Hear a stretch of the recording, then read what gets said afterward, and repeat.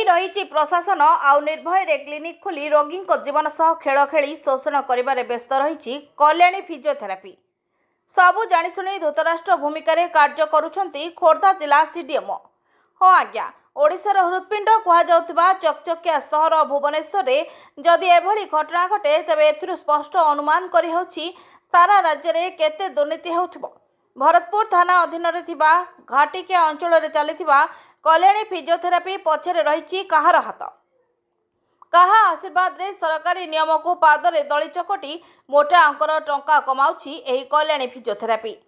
ଏହି ଘଟଣା ସାମ୍ନାକୁ ଆସିବା ପରେ ସୂଚନା ଅଧିକାର ଆଇନ ବଳରେ ତଥ୍ୟ ମଗାଯିବା ପରେ ଖୋଲିଲା କଲ୍ୟାଣୀ ଫିଜିଓଥେରାପିର ଗୁମର।